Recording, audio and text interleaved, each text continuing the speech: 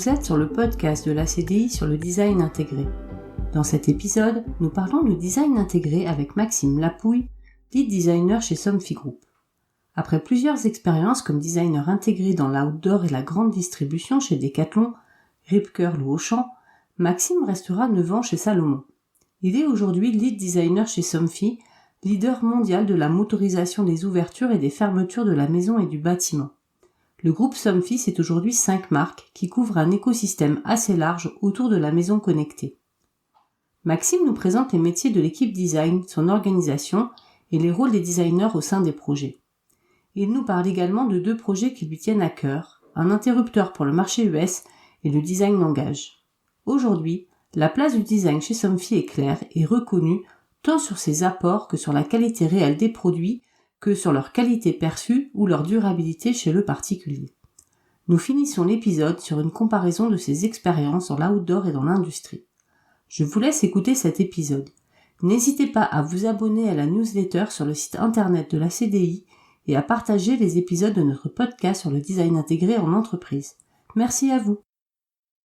Bonjour Maxime. Pour commencer cet épisode, peux-tu nous présenter ton parcours s'il te plaît ? Eh bien, bonjour Annabelle. Alors déjà, merci de me proposer ce podcast et je vais essayer de répondre au mieux à tes questions. Alors, pour ma part, je suis arrivé dans le design un peu par le dessin en fait. Moi, je dessinais beaucoup et puis aussi un peu, c'est un peu cliché, mais l'amour des belles choses quoi. Le mobilier, l'architecture d'intérieur. J'avais un grand-père qui avait fait des études d'architecture et un oncle qui est architecte d'intérieur. Et donc voilà, j'avais un peu déjà cette fibre-là autour de moi. Donc je me suis très rapidement dirigé vers l'art appliqué. Donc j'ai fait un bac art appliqué à l'ESSAT, donc à Roubaix, dans le nord de la France. Et j'ai enchaîné sur un BTS design produit, donc dans la même école. Puis je suis parti à l'ISD, donc Rubica maintenant à Valenciennes, pour arriver sur un master. J'ai beaucoup aimé moi le combo justement de faire un BTS sur le côté approche créa assez globale, plus vraiment le pushing culturel. Et puis en complément, on va dire en continuité, la partie plutôt industrielle de l'ISD qui offrait aussi des stages longue durée, déjà en fait en intégré en entreprise. C'est déjà quelque chose qui m'intéressait, que je visais en fait. Donc voilà, donc déjà ça c'est pour la partie école. Donc j'ai fait 2 stages assez longs en étant l'ISD. Le premier, donc en 3e année, je l'ai fait chez Decathlon. Nord de la France, berceau de la grande distribution, pas de grosse surprise. Pour moi, c'était vraiment un rêve à l'époque parce que il y avait l'image de l'entreprise. Je savais qu'en termes de design, il y avait une approche qui était super intéressante. Et puis, la finalité, c'est des produits variés, accessibles un peu au grand nombre. Donc là-dessus, j'ai fait des produits assez variés. J'étais dans une toute petite marque qui n'existe plus vraiment aujourd'hui parce que ça s'est resplitté sur d'autres choses. Mais j'ai fait aussi bien de la bagagerie que du petit produit électronique, un peu d'éclairage, donc lampe frontale, etc. Du coup, c'était très riche, très varié. Donc en milieu de cursus, c'est super formateur. Et j'ai fini donc mon stage de fin d'études, je l'ai fait chez Rip Curl, donc dans le sud-ouest de la France, l'antenne Europe est dans le sud-ouest de la France. Donc 9 mois là-bas. Et là, j'étais vraiment focalisé sur tout ce qui était bagagerie, donc un peu plus technique, sac à dos d'école un petit peu aussi, et bagagerie au sens large de voyage. Suite à ça, je suis retourné aux sources dans le nord de la France, dans une conjoncture, donc ça c'était en 2010, donc juste après 2009, donc un peu compliqué. J'ai fait un peu de freelance plus par défaut, un peu au départ, et puis pour tirer un peu à droite à gauche. C'est comme ça que je suis rentré un peu chez Auchan. En fait, chez Auchan, j'ai commencé à faire du freelance pour eux, et puis je suis resté finalement en intégré. Puis j'ai continué encore en freelance, mais vraiment au quotidien chez eux, sur de la bagagerie, tout ce qui était cartable, sac d'école et articles écoliers. Donc grosso modo tout ce qui va dans le cartable en fait. Donc là, j'ai fait une grosse année chez eux. Et en fait, moi, en fil rouge, j'avais envie de retrouver une marque de sport et puis un job en design intégré, en fait. Vraiment, l'agence ne m'attirait pas plus que ça. J'avais envie vraiment d'avoir ce truc de bout en bout. Et c'est comme ça que je suis postulé chez Salomon, donc sur Annecy. Donc j'ai quitté mon nord natal pour aller là-bas et démarrer une expérience au ski de fond. Donc chaussures de ski de fond, j'avais jamais mis les pieds sur des skis, donc c'était challenge un peu. J'avais jamais vraiment fait de chaussures non plus. Je suis resté 4 ans et demi au ski de fond, donc avec vraiment une atmosphère très drivée par la performance. C'était hyper intéressant parce que, en tout cas, la période où j'étais, on était vraiment plus proche des athlètes pour développer les nouveaux produits performants haut de gamme. Ça, c'était super riche. Et puis ça fait aussi plaisir quand on voit que les produits sur lesquels on a bossé, ils font des podiums et des médailles en Coupe du Monde ou au JO. Donc ça, c'était super. Le petit bémol, c'est que la place du design était un petit peu à l'ancienne. C'est un peu la culture de ce département historiquement. La place du design était un petit peu réduite à l'esthétique quand même. Donc il a fallu aussi avoir une approche un peu plus pédagogique et puis essayer d'avoir un lien fort avec la technique pour être plus dans la collaboration et puis aller chercher un peu plus quelque chose d'un peu plus poussé quoi. Donc ça, c'était aussi l'autre challenge au ski de fond. Suite à ça, je suis resté chez Salomon, mais j'ai changé de département. Je suis allé au snowboard. Et là, j'ai travaillé vraiment sur la boot. Donc, avec une place pour du design qui est un peu différente, qui a beaucoup plus de place pour le design. Par contre, avec une culture plus orientée autour du style, de la CMF, vraiment cet aspect un peu plus collection, on peut entendre. Donc, j'ai fait 5 ans là-bas, super expérience aussi, avec une équipe qui se construisait au départ sur la boot parce qu'il y avait eu une restructuration. Et donc, en fait, on avait une super émulation là-dessus. Mais après presque 10 ans chez Salomon, j'avais un peu fait le tour et j'avais envie en fait de reconnecter une approche design un peu plus globale en fait, un peu plus focalisée sur l'utilisateur et surtout moins monoproduit. C'est là que j'ai vu qu'il y avait un poste qui s'ouvrait chez Somfy et du coup maintenant j'y suis depuis presque 3 ans et 1 an en tant que lead designer. Voilà. Un parcours très riche, dis donc. Est-ce que tu peux nous présenter Somfy? Parce que Somfy, Oui. je pense que les gens ne connaissent pas forcément. Enfin, on connaît la marque, mais ça surprend toujours les gens déjà de savoir qu'il y a du design chez Somfy parce que on sait que c'est de la motorisation de volets roulants. Enfin, en tout cas, c'est ce que les gens ont en tête. Et du coup, quand on dit qu'il y a du design chez Somfy, ça surprend toujours un peu. Aujourd'hui, vos gammes se sont étoffées. Donc, est-ce que tu peux préciser assez rapidement un peu ce que fait Somfy, ses métiers et puis les produits sur lesquels vous travaillez, quoi? Oui, bien sûr. Alors, dans la tête des gens, alors quand les gens savent déjà que Somfy font de la motorisation de volets roulants, c'est déjà que les gens connaissent un peu. Dans l'imaginaire vraiment des gens, c'est Somfy égale volet roulant.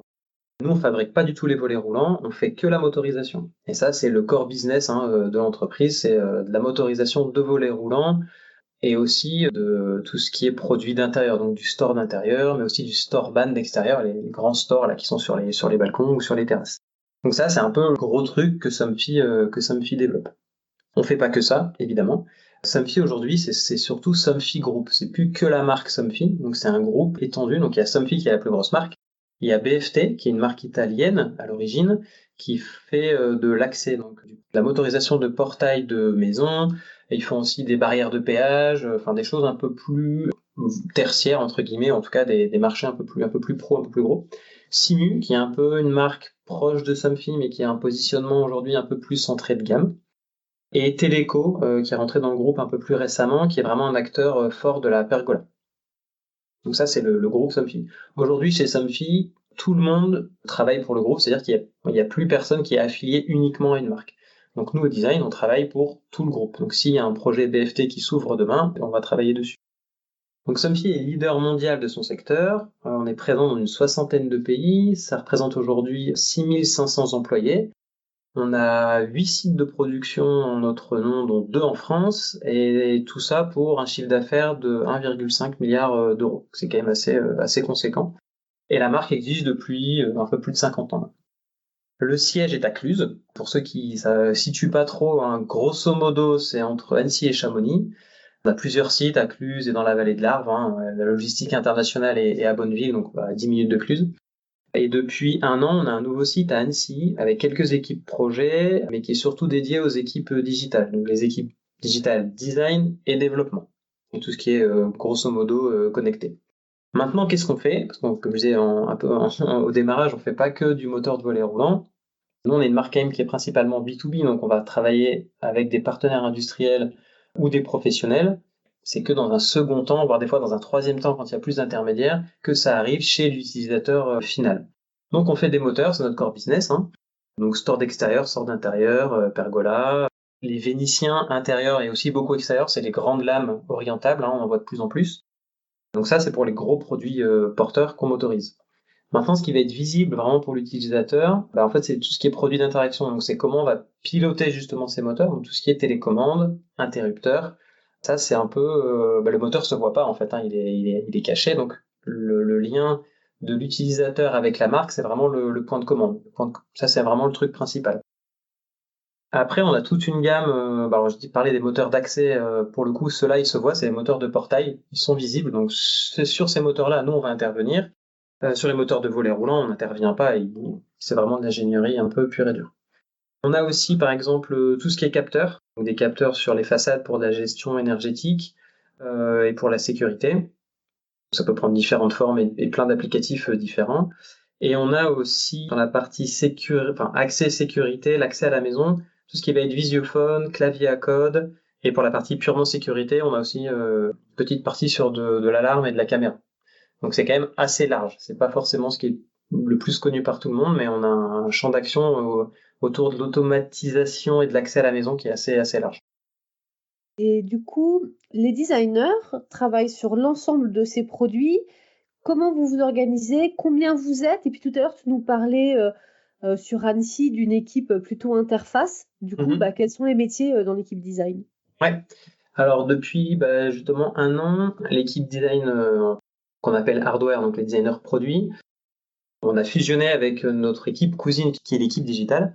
Donc aujourd'hui, on est un pôle qui s'appelle Design Center. Et dans ce pôle, on va dire, il y a 4 entités. Il y a donc le design produit, donc on est 4, dont moi en tant que lead. Il y a le design d'interaction, donc UX, UI. Donc eux, ils vont faire justement les écrans, les outils web, les écrans d'appli smartphone. On a aussi une équipe de design research, donc design de recherche. Eux, ils vont vraiment être là pour faire du support de méthodos, de l'analyse d'usage et d'usagers. Donc ça peut se faire très en amont. Un projet n'est pas encore ouvert, mais pour vraiment aller voir un peu qui sont nos utilisateurs, qu'est-ce qu'ils font. Ils peuvent faire des études, bon, je dis un peu n'importe quoi, mais sur qu'est-ce que c'est que le connecter dans la maison aux US, par exemple. Ça pourrait être ça, et puis de là, on va pouvoir tirer des insights et potentiellement ouvrir des projets. Et il nous accompagne aussi beaucoup sur du test utilisateur qualitatif. Donc on va les confronter un concept et des produits de la concurrence avec des utilisateurs qui ont déjà des produits chez eux ou qui sont en recherche d'achat de ce produit. Et du quantitatif aussi pour mesurer plein de choses et de la désirabilité en fait de nos produits vs la concurrence. Donc ça nous donne plein de data qui en fait vont nous aider nous à construire un peu l'offre, à améliorer nos designs, à décider, à orienter, à aussi avoir des échanges avec tous les interlocuteurs du projet pour acter des choses. Et on a également un designer CGI, donc lui il va faire de l'imagerie et de l'animation 3D et un peu d'IA depuis pas très longtemps, mais de plus en plus. Donc lui il va nous appuyer sur les projets. Par exemple, on a une échéance assez importante avec une présentation. Il va pouvoir mettre nos concepts, nous, en situation, faire une animation pour exprimer un peu comment ça se passe. Donc lui, il va nous appuyer là-dessus. Il fait un gros lien avec la com aussi, pour tout ce qui est visuel de packaging, des visuels pour Instagram aussi, qui nous permettent d'aller chercher d'autres choses que du photoshoot, par exemple, de la mise en situation. Donc voilà, lui, il nous appuie un peu sur ça. Et donc, comme on est transverse, on travaille en fait sur une large variété de produits. Donc, en fait, tout ce que j'ai un peu listé tout à l'heure, point de commande, caméra, capteur, etc. Nous, on n'est pas monoproduit. Historiquement, c'était comme ça, mais maintenant, on est un peu sur tout. Donc, ça a un gros avantage, c'est qu'en fait, déjà, c'est hyper stimulant. On s'ennuie pas parce qu'on passe d'une typologie de produit à une autre. Et puis, ça nous permet aussi d'être un peu garant de la cohérence de gamme et de marque, en fait. On va pouvoir aller chercher des dominateurs communs.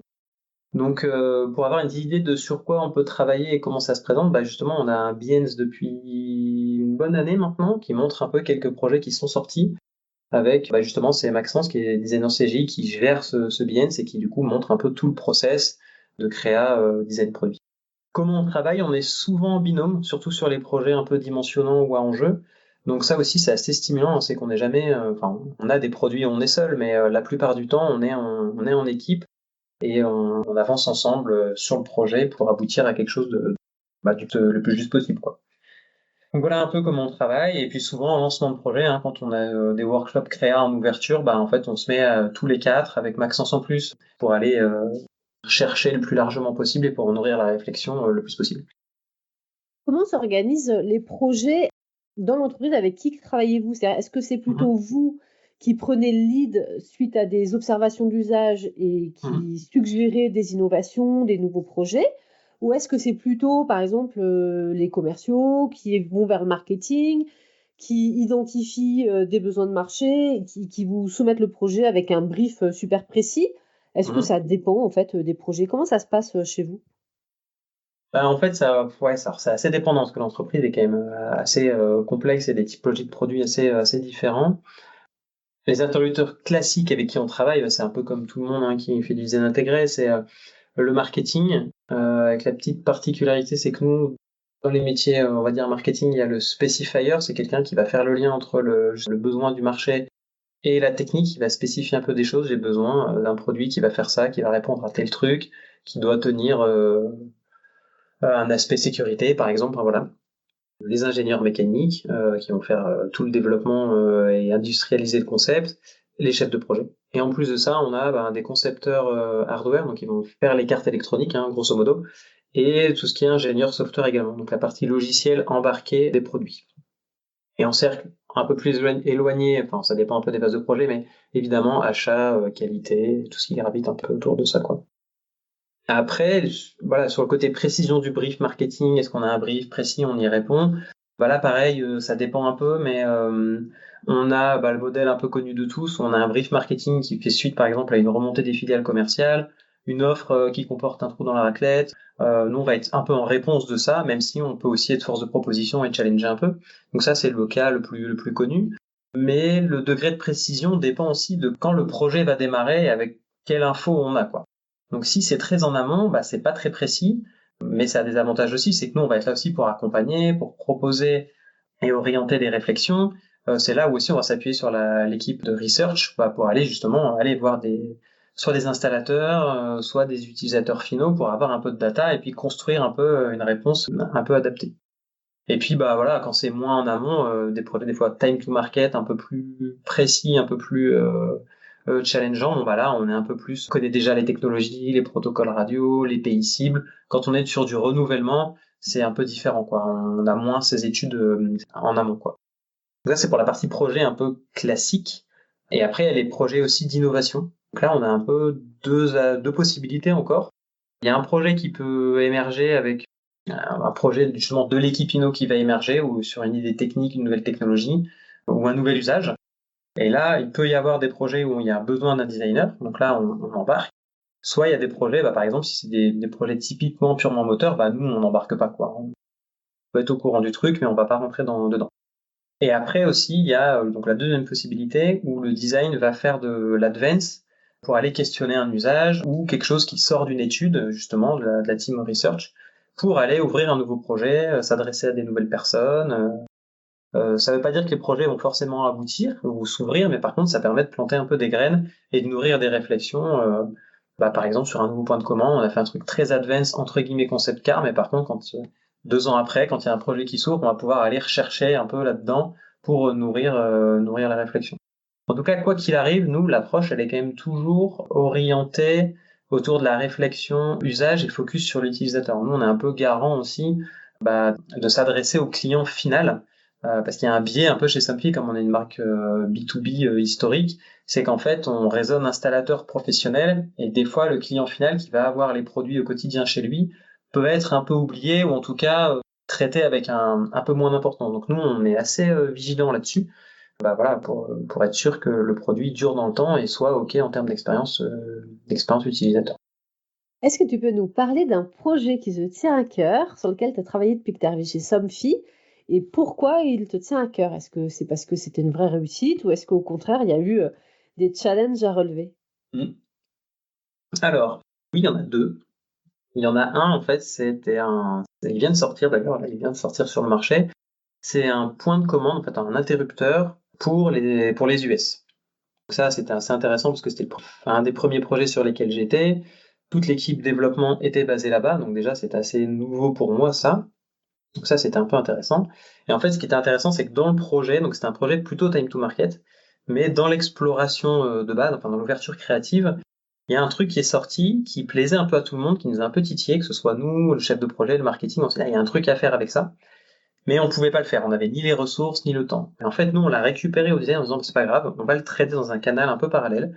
Et on en a fait justement un projet un peu advance, qui justement nourrira la réflexion pour plus tard. Donc c'était assez intéressant, on avait les deux en parallèle, avec un produit qui devait sortir assez vite, avec des contraintes assez strictes. Et puis à côté, quelque chose de beaucoup plus ouvert, beaucoup plus large, qui va nous donner, je pense, du terreau pour l'avenir, et puis qui a aussi nourri la réflexion de cette équipe là-bas qui avait peut-être moins l'habitude de faire du développement. Donc ça, c'est le premier projet. Le deuxième projet, c'est un projet c'est plutôt un outil, entre guillemets, en tout cas projet métier. C'est le design language. Donc ça, c'est quelque chose qu'on est en train de terminer, qu'on va commencer à déployer. Je sais pas si tout le monde est familier avec ça. C'est un peu, si je fais de la vulgarisation, c'est un peu la charte graphique de l'objet. Et donc ça, c'est un projet qui était déjà un peu initié quand je suis arrivé, enfin qui était en cours de l'initiation, et en fait qu'on a tous un peu pris en équipe. On a vraiment été acteurs de ça. C'était hyper intéressant parce que ça n'a pas du tout été une redescente managériale ou quoi que ce soit. On a vraiment participé à ça, on l'a co-construit pour que ce soit un peu notre guide à nous, un guide et inspirationnel, et qui nous donne aussi une direction pour les prochains produits qu'on va designer. Et pour finir, une dernière question. Quelle est pour toi la valeur ajoutée du design chez Somfy? Comment vous arrivez à rendre visible cette valeur? Comment vous arrivez à valoriser le design en interne? Et du coup, vu que tu as aussi une culture de l'outdoor, peut-être que tu peux faire des parallèles, mais du coup, quelle est la place du design chez Somfy aujourd'hui? C'est une bonne question. Alors la place du design, je dirais elle grandit, cette place du design, parce que déjà, là, notre équipe qui a fusionné, où maintenant on est 17-18 en comptant tous les designers produits, interface, recherche. Donc elle a bien grandi ces dernières années, hein. Ça, déjà, c'est un bon signal. On vient de plus en plus nous chercher, pas toujours au bon moment, des fois un peu tard, des fois ça aurait pu être mieux, mais en tout cas, on vient quand même nous chercher. Après, notre rôle, je pense que le rôle designer intégré, bon, de manière générale, mais chez Somfy, en fait, c'est d'être là en amont le plus possible pour prendre les sujets assez tôt, pour même si c'est que de la réflexion, mais pour au moins être dans le sujet, poser des questions. En fait, non, quand on est en amont, j'ai l'impression qu'on passe beaucoup de temps à poser des questions pour que ça fasse du sens, en fait, hein, et de pousser un peu les réflexions au plus loin, de challenger un petit peu. Et puis pour en fait, à la fin, encore une fois, apporter la réponse la plus juste. Et je pense que notre combo, nous, qu'on est designer intégré et transversal, on a aussi une valeur ajoutée pour l'entreprise où en fait on peut faire des recoupements entre les projets, entre les besoins, entre des problématiques. Donc nous, on a cet avantage d'avoir vraiment cette vision aussi transversale de tous les projets de l'entreprise. Donc déjà, c'est hyper riche d'un point de vue personnel et équipe, et je pense que c'est hyper intéressant pour l'entreprise d'avoir ces compétences qui vont justement connecter et pas forcément s'arrêter à des projets. Ça, c'est un projet d'accès, c'est que de l'accès. En fait, nous, on va pouvoir aller chercher aussi en fait de la cohérence au global pour l'entreprise, que ce soit dans la réponse pour l'utilisateur, mais aussi dans la réponse évidemment formelle et esthétique. Quoi d'autre? Oui, et le Vous avez mis parallèle, en pardon, place avec des l'outdoor. outils spécifiques pour faire reconnaître le design en interne ou ça n'a pas été utile? Alors, il n'y a pas eu vraiment d'outils mis en place. Il y a quand même des process et des méthodos qui nous aident, nous, et qui nous aident à structurer un projet quand il y a un projet qui s'ouvre. Par contre, voilà, je sais que mes prédécesseurs et Mathieu Prévoto, donc notre design manager, ils sont partis quand même quelques années avec leur bâton de pèlerin pour aller porter la voix du design un peu partout, pour expliquer ce qu'on faisait. Mais c'était plutôt je pense, du relationnel, et puis montrer qu'on était là. Mais il n'y a pas eu vraiment d'outils spécifiques. Maintenant, nous, ce qu'on prévoit un peu de faire, justement, parce qu'en fait, il y a encore des endroits où on nous connaît pas bien, où on sait pas trop comment on travaille. Et justement, ça fait partie des projets du Design Center, de pouvoir être un peu plus visible, et surtout que les gens comprennent ce qu'on fait et comment on travaille. Donc, on a des projets un peu dans les tuyaux. Je parlais du Design Language tout à l'heure. Ça, c'est un outil qui nous permet nous, directement de designer les produits, enfin, qui nous donne des guidelines. Mais on prévoit aussi de s'en servir pour justement pour aller raconter au chef de projet, etc., marketing, comment on travaille, quelle est la vision un peu du design Somfy et quelles sont les valeurs qu'on veut porter. Donc ça, c'est quelque chose qu'on va aussi développer dans les mois qui viennent en interne. Maintenant, elle avait les questions par rapport à les parallèles avec l'outdoor. Il y a des différences, mais il y a aussi des similitudes. La plus grosse différence, c'est qu'aujourd'hui, on n'a pas du tout de rythme de collection comme on pouvait avoir en outdoor. Alors, il y a du positif et du négatif, hein. Étonnamment, c'est un peu cliché, mais moi, j'ai trouvé en arrivant, en tout cas, il y a 3 ans maintenant, que l'entreprise était plus ouverte à ce que pouvait apporter le design. Ce qui avait pas été toujours le cas. Alors, je pense que c'est dépendant des départements, hein, mais en tout cas, c'était pas toujours le cas quand j'étais chez Salomon en outdoor, où j'ai eu des profils très techniques, très fermés, par exemple sur la performance, où je disais, non, le design, vous êtes gentil, mais vous allez faire de la couleur et ça ira bien, quoi. Ça remonte à quelques années maintenant, hein, ça a évolué, mais bon, quand même, en arrivant, j'ai été surpris en bien par rapport à l'image qu'on peut avoir du design en industrie. Mais je pense que c'est aussi un peu la conséquence justement du travail qui a été fait justement avec le bâton de pèlerin avant pour évangéliser entre guillemets le design. L'autre différence, j'en parlais un petit peu tout à l'heure, c'est que en outdoor, dans beaucoup d'entreprises, et moi en tout cas ce que j'ai connu, c'est que souvent on est monoproduit. Donc en fait on est focus sur un usage, un type de produit. Donc on devient très vite expert et on peut pousser ça très très loin. Par contre, je trouve qu'il y a ce côté où on peut un peu s'essouffler, alors que nous, voilà, on a cette variété un peu au quotidien, et ça, je trouve que c'est vraiment super fort. Le côté un peu négatif de faire du design en industrie, c'est que les process internes sont quand même assez lourds et lents. Donc ça, c'est vrai que c'est une composante qui a changé drastiquement de ce que j'avais pu connaître avant. Maintenant, c'est pour des bonnes raisons, hein. Si je prends un interrupteur, une télécommande, en fait, on va la produire en millions de pièces avec des produits électroniques, des choses qui vont durer dans le temps, 10 ans, 15 ans, 20 ans chez les gens. Donc il y a quand même un challenge important. Donc en fait, en termes de qualité réelle, de qualité perçue et de durabilité, en fait, on a des vrais challenges. Donc en fait, la moindre erreur peut coûter assez cher à l'entreprise. Donc c'est aussi pour ça que les process sont un peu longs. Là où l'outdoor, avec le rythme de collection et le renouvellement, ça offre plus de flexibilité et de réactivité. Eh ben, Maxime, je te remercie beaucoup pour le temps que tu nous as consacré et je te dis à bientôt.